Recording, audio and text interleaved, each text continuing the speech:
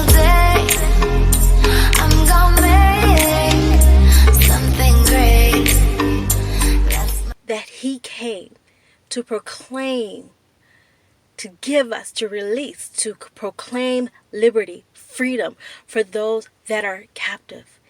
This world has never known freedom, never tasted freedom, never, until Jesus walked on the scenes. What do I mean by that? Well, back in Adam and Eve days, before they even bit into the fruit, what happened?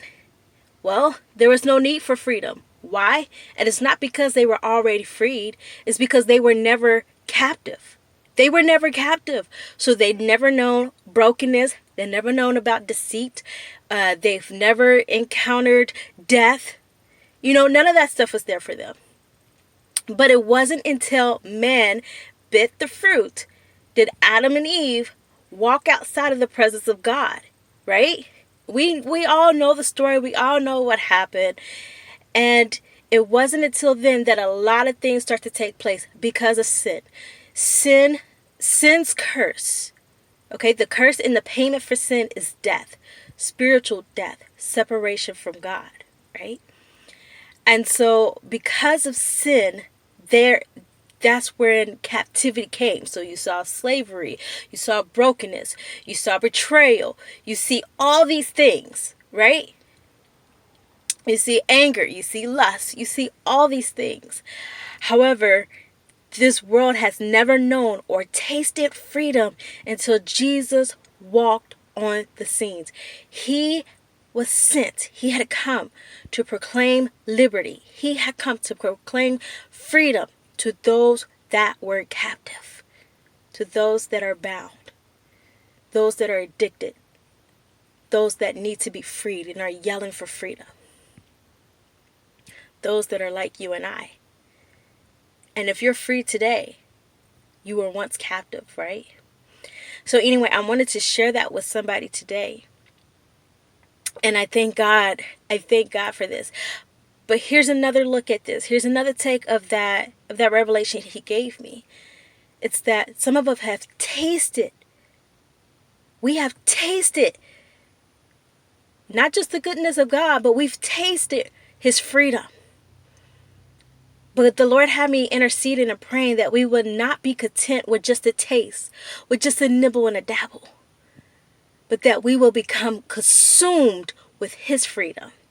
His freedom. God created freedom for us. Again, there was no need for freedom because there were no captivity. But he created freedom for you and I. And many of us are walking around with just a little bit of freedom that we've tasted. I know David said in Psalm, he said, taste and see that the Lord is good.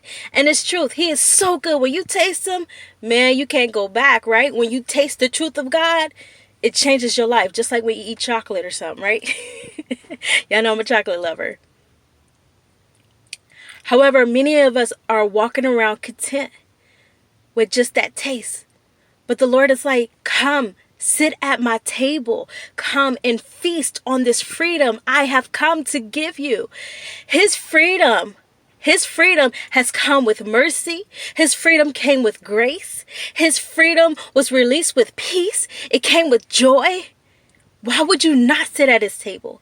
Every day we have the opportunity. Every day he invites us. Every day his Holy Spirit invites us to come into his presence, to sit at his feet, sit at his table, to come and dine with him, fellowship with him.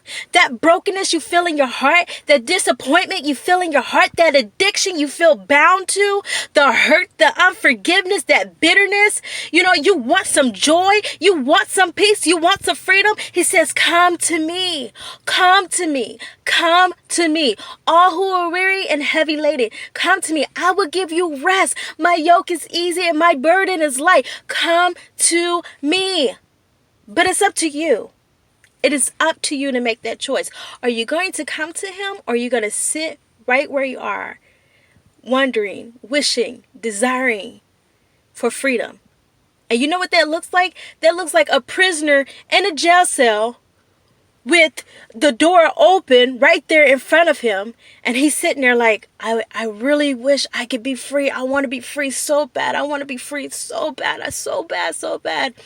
And the guard is sitting there in front of the open thing like, hey, dude, it's open right here. All you got to do is come.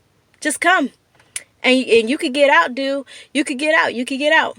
But the prisoner is still sitting there like, but I want to be free, but I don't want to go there, though. I don't want to do it like that, though. I want a different type of freedom, you know? But that's the only freedom that there is. And everybody else that was in there with the prisoner had went to go taste and see that freedom, right? But they only tasted a little bit. So what happened? They went out their cell, but now they're still in the little lobby area or whatever, whenever they could just leave the building. You know what I'm saying? So once you understand and realize that your freedom is there, you're not going to allow anything to keep you and stop you from consuming that freedom. So why be content of where you are right now? Why not just get up and run out that door and out that building and consume up that freedom and what that world has to offer, right? So why not run to him? He, the one who is proclaiming freedom for you, right where you are, run to him as you are. And he promises to embrace you with his arms of love, grace, mercy, joy, peace. That brokenness you feel, he's going to heal it. He's going to wash the frustration away. He's going to wash the anger away. You're going to feel nothing but his peace, his liquid love. His rivers of water that flows through you and within you.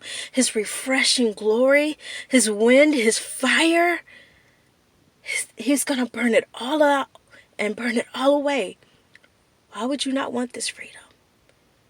Why would you not want it? Don't be like the prisoner.